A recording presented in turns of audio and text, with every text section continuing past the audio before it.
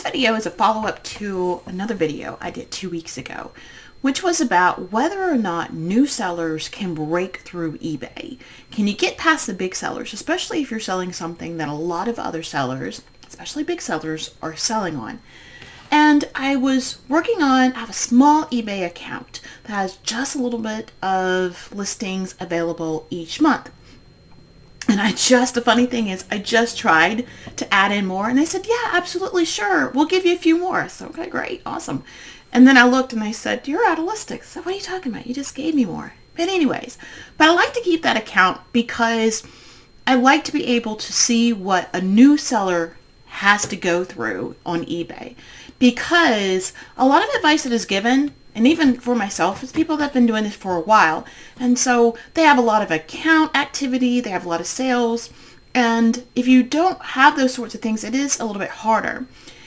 And for a recap, what happened was I was selling these candies and they were selling like hotcakes. And then all of a sudden, I wasn't selling any at all.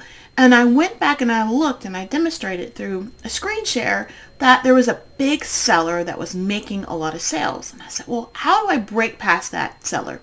I did 2 things. Well, actually, I did 3 things.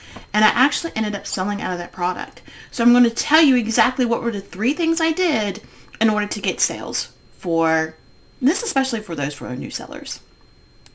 Hi, I'm Jocelyn, and this channel is about going through and doing different experiments. That's why I call myself the PhD reseller, because I like to do experiments with different things, trying out different things to see if actually they work, what works, what doesn't work. And so I'll give you a recap of the video. So I sell these things called Jelly Belly Bean Boozles. Okay, let's go ahead and tell you I sell them. It's not like some big old secret. And there's a lot of sellers that are on there. And I was selling them quite frequently. And then all of a sudden, I wasn't selling any at all. And I went back through the account, not through my account, I went back through eBay and I went through the listings. And I went through 3 pages and I did not find not one of them. And they're on all 3 of my eBay accounts. Now, the first one that was on the first page, the first listing, is a person who's a much bigger seller. They have a lot more ratings and has a lot more sales. And probably in that video, it's probably a little more frustrated than what I needed to be. But I said to myself, well, if I'm a new seller, what do I do? Am I screwed? Are you screwed? And I find out no, not really. No. So I want to tell you what I ended up doing. And I showed this in the experiment on the YouTube video. So the first thing I did was I dropped the price. I made the price the very lowest price, went below everybody else. So the first question is, if you need to get sales, do you have to be the lowest price? Like, why do you have to be the lowest price when other people are selling it for a much higher price than you are? And this is a small item, so a couple of bucks here and there is a variation of pricing. We're not talking about something that's the difference between $20 and $40, but $4 and $11 when the item is really small anyways is a big difference in the volume of the price. So that was the first experiment that I did. And then I ended the YouTube video. Well, the next day I went back and I said, okay. And the reason why I said to do the lowest price, because if you search through eBay and you're doing a search and you're trying to find this particular item or any item in the store, if you search for highest to lowest, so you can do lowest to highest cost. And I said, well, if somebody searches through lowest to highest cost, then I would be number 1 on the list if I was the lowest cost. Okay. So that was the reason behind being the lowest cost. So what exactly happened then? I went the next day and I figured, okay, I'm going to have at least one sale. No sales. I went back through Terapeak because I have that on my eBay store. And sure enough, that big seller had already sold 1, or if not more. And a couple other people had sold a couple. And I said, well, doggone it. Are you serious? I was right. I was absolutely right. I'm a genius. No, not really. I decided to do another experiment. Remember, I have 1 eBay store and 2 eBay accounts. The next thing I did was I took the second eBay account, which has the second lowest number of reviews, and I made that one the second lowest cost. Because here is the thought. People sometimes won't buy from the lowest price because they feel, oh, if the lowest price, it may be the cheaper or anything. There's something wrong with it. Okay, so waited, and I made a sale. Which one do you think sold? Was it the first one with the lowest price, or was it the second one with the second lowest price? And the answer is the second lowest price. Okay, so what does that tell you? Well, if you're a new eBay seller, or if you're an existing eBay seller and you're dealing with a lot of people, you don't have to race to the bottom. You can race to the second to the lowest bottom if you want to. But there is something to be said about being the exactly lowest price on an item. It's perfectly fine if you're not the lowest price on the item. Okay. Now, a day later, guess what sold? The other one, the lowest priced one, did sell. Therefore, and the ones that didn't sell was the one on the higher sales account, which I have much more higher sales on my eBay store, has not sold any of them in this whole entire experiment. Because I imagine I think I looked, I'm on like page 4 or something like that. I'm not the highest, I'm not the lowest. I'm right around in the middle. I don't have people who are above me have a lot more sales than I do. Okay, so that was number 1, lowest, it did sell. 2, second lowest, it did sell. And then the third, which was even better, but it's sort of hard because honestly, when I think about it as a researcher, I didn't really do it experimental wise as I should have, because what I should have done was up the price, did one more thing and see if it sold. But I'm going to tell you what I did. And this has to go with another video that I was talking about, which is this thing called Title Builder on eBay. It's not on eBay, but there's a website called Title Builder. And there's a video that I did that I showed whether or not this website called Title Builder is actually worth you going through and looking at it for your titles. And one thing you'll hear all the time is keywords. You know, you need to have the right keywords in your title. Title Builder does not do that. It tells you what's wrong with it, such as you have some spelling errors, you have some issues with commas or excess punctuation, but it doesn't pull the keywords unless it's in the description. So if you basically have nothing in your description, such as maybe just the shipping, ships by U.S. Postal, USPS, first class, it's probably going to tell you, yeah, it's great, awesome job, looks good. And I think I did see that. But I did I was watching YouTube, and I saw this person that I've been watching for a while, and she had talked about this tool called Keywords Everywhere. And I think it used to be free, and they started charging. And what it does is it'll pull, is you go to type something up, and it'll pull like I'm going to have to show it to you. I can't explain it very well right now. But you put in a search, and it'll tell you the search volume based off of the data that's available to them. So when you're trying to build your title, because another thing that is important with eBay is the first 5 words. The first 5 words, because a lot of people are searching on mobile devices, and a mobile device doesn't show you everything. So if your keyword is all the way at the end, people aren't going to see it. If you don't have the right keywords at the beginning, it's not going to pull up as better as ones that do have it. So I'm going to show you how you use this thing called Keywords Everywhere, and tell you what happened after I started using it for this particular item. So Keywords Everywhere is a Chrome extension that you can have. And you'll see it right up here. It says Keywords Everywhere. The keyword tool has access to this account. It was really minute. It's $10, and you got something like 100,000 pulls. I'm sure you can find YouTube videos that'll give you a lot more explanation about Keywords Everywhere. But you pay $10, and it gives you like a key, and you add in the key, and every single time you start looking for something, it takes out one of the 100,000 items that you have. So I'm going to give you an example. And this will happen a lot, especially if you have a product that is maybe a brand name product that you would say, okay, I'm going to look at this. These toothbrushes, I just pulled these out. So these are called Colgate Premier Clean.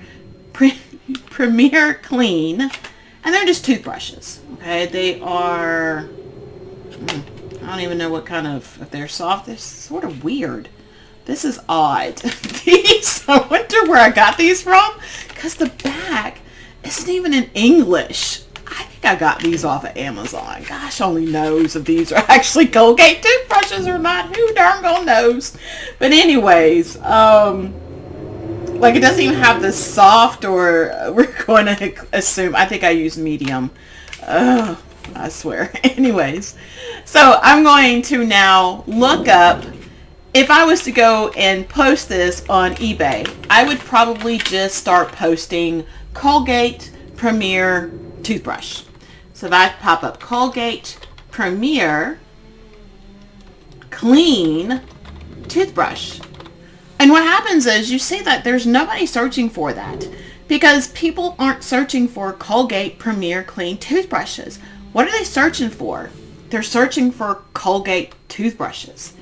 So there's no data here. If I take that off and just do Colgate toothbrushes.